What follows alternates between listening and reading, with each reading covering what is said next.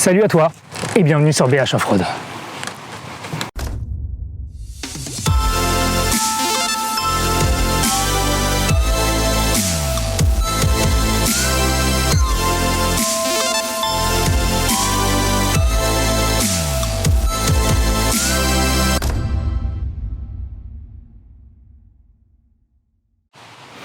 La dernière fois, je t'ai expliqué comment j'avais fait pour faire cette galerie, toute sa structure, mais je me suis arrêté là.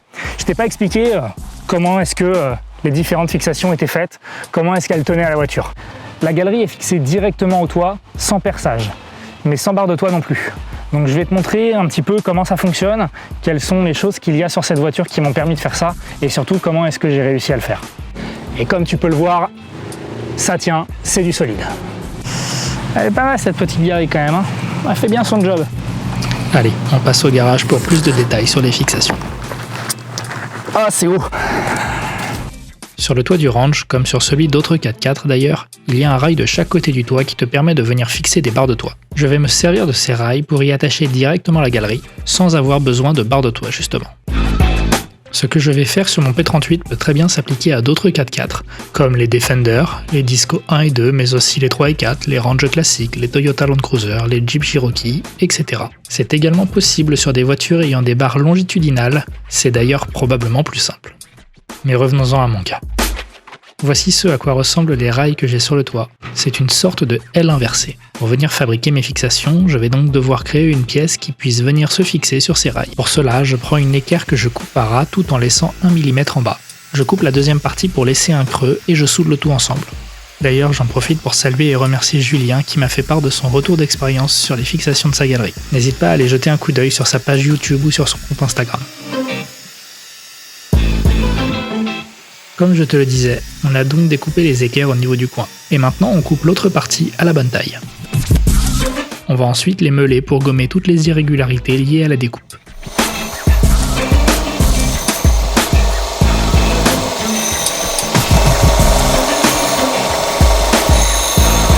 Et finalement, on soude les deux parties ensemble pour créer la pièce dont on a besoin.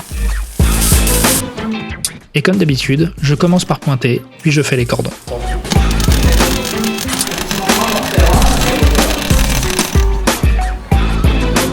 Je meule une nouvelle fois pour lisser ce que je viens de souder.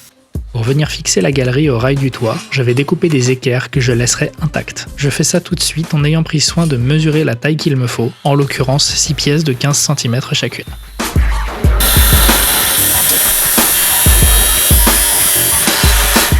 Je meule les pièces pour lisser le métal suite à la découpe.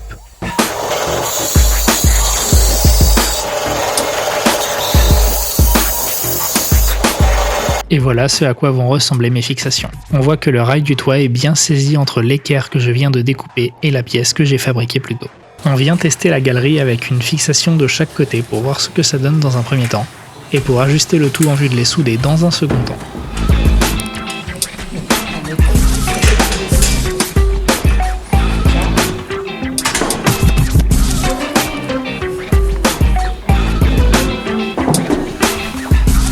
On commence les ajustements. On va prendre notre temps et tout un ensemble de mesures autour de divers points de repère afin de s'assurer que la galerie est bien positionnée.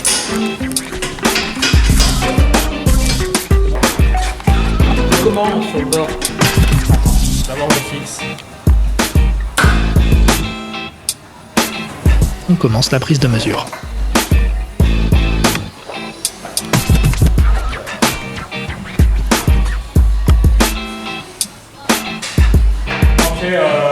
Bon, je ne vais pas tout te détailler, mais l'idée est surtout de t'assurer que tu as bien la même chose de chaque côté, que la galerie est bien alignée à la voiture, qu'elle est à plat, qu'elle ne gêne ni l'ouverture du toit ouvrant, ni celle du coffre, etc.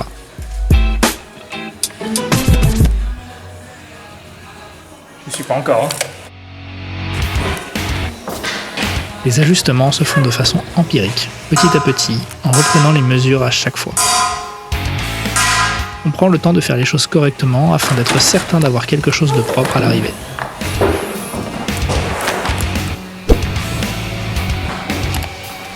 Serre, mets-le bien un coup de pincetto.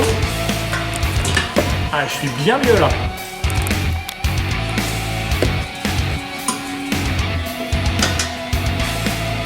Attends, laisse-moi faire déjà une mesure au fois que l'on pense que le placement des fixations sur la galerie est bon, je vais tout de même m'assurer que le toit ouvrant peut toujours s'ouvrir sans que rien ne gêne.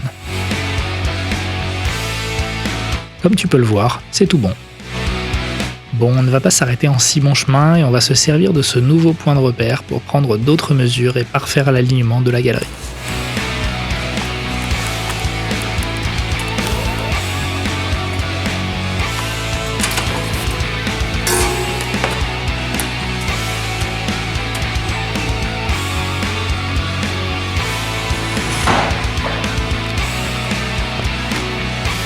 Et voilà le résultat une fois tout bien ajusté avec les 2 premières fixations de positionner.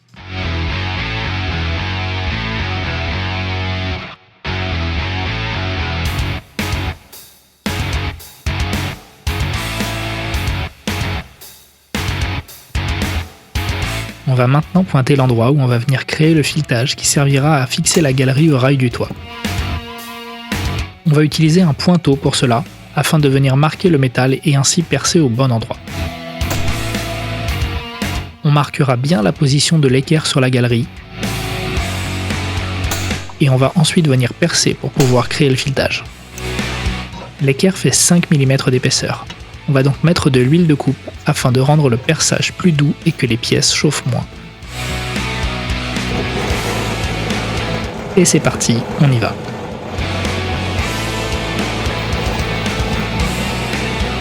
On ne perce pas tout de suite au diamètre voulu, on commence petit et on agrandira au fur et à mesure en changeant de forêt.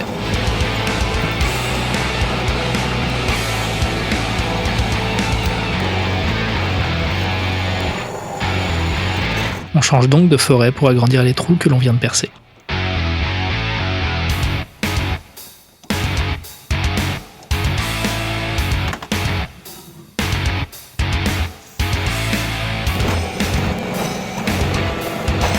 Et on agrandit encore.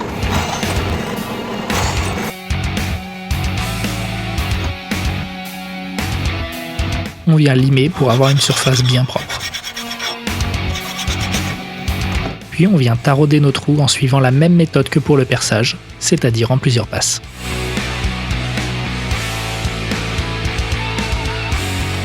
Il faut essayer de rester le plus droit possible au début, ensuite le trou guidera le tarot naturellement. Je te laisse quelques passages de cette étape afin que tu puisses voir comment on s'y est pris.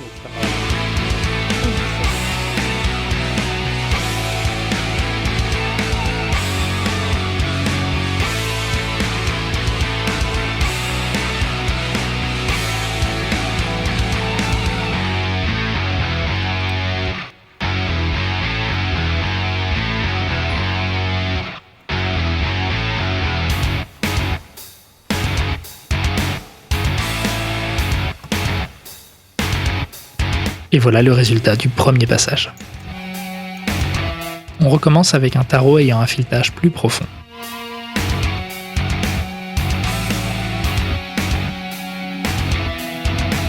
Et voilà le résultat final. On reproduit pour les 2 autres trous, je te passe ça rapidement.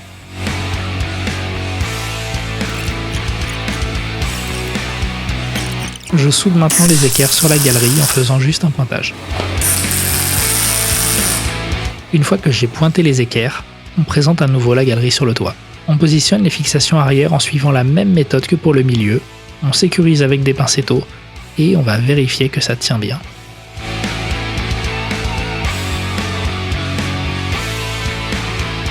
Je soude alors les fixations arrière sur la galerie en faisant un pointage dans un premier temps. Petite particularité pour l'arrière, on a dû placer un tube carré supplémentaire entre la galerie et l'équerre de fixation car le toit n'est pas plat. Je pointe ensuite l'équerre sur le tube carré. On a au préalable marqué les équerres au pointeau, on les a percées et on les a taraudées.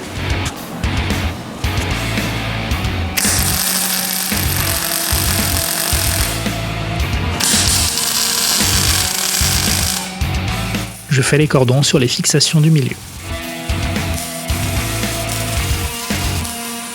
Moment de vérité. Ouais, c'est bon. J'ai bien fait mon travail.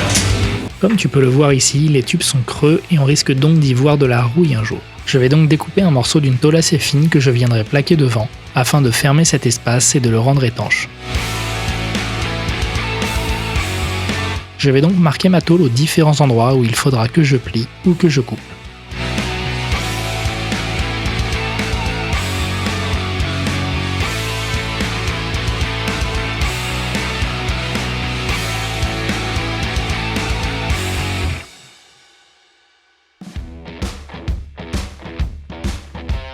Ma tôle est marquée, je la place dans l'étau afin de venir taper à la base avec un marteau pour la plier à 90 degrés.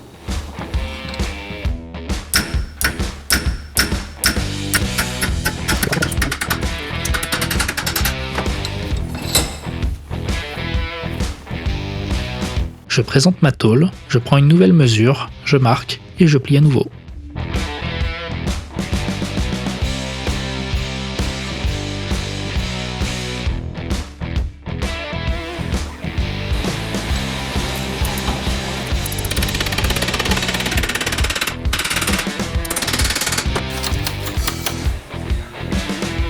Je présente à nouveau et je recommence le même procédé, mais ce sera cette fois-ci pour couper.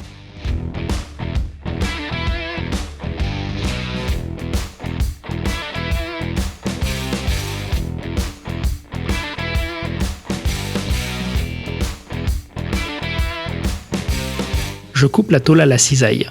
Elle est un petit peu récalcitrante, mais on y arrive. Même chose pour l'autre côté.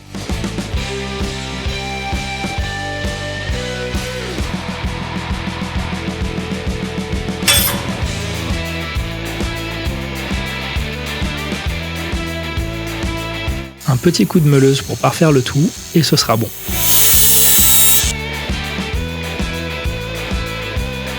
Avant de souder, je passe un coup de bombe de peinture cuivrée. Je fais ça afin de protéger de la rouille les faces qui seront enfermées, mais aussi pour faciliter la soudure.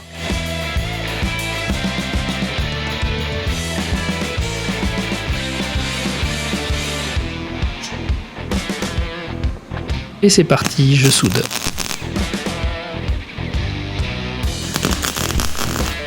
Sur du métal aussi fin, on soude généralement point par point, et tu vas très vite comprendre pourquoi. Et voilà, le son de creux que tu viens d'entendre est caractéristique d'un métal percé. En faisant mon cordon, je suis resté trop longtemps sur le métal et je l'ai donc percé. Rien d'irrattrapable dans mon cas, mais ça peut être franchement gênant dans d'autres situations. Un petit passage habituel à la meuleuse une fois que tout est soudé.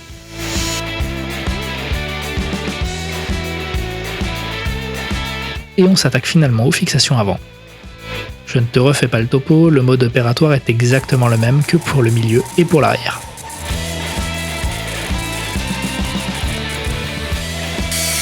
Et voilà le résultat final une fois la galerie posée sur la voiture, avec un petit avant-goût de ce qu'on va venir y mettre la prochaine fois. Je te remercie d'avoir suivi cette vidéo. N'hésite pas à mettre un petit pouce bleu ou un commentaire, ça fait toujours plaisir. Et je te dis à la prochaine fois pour la suite.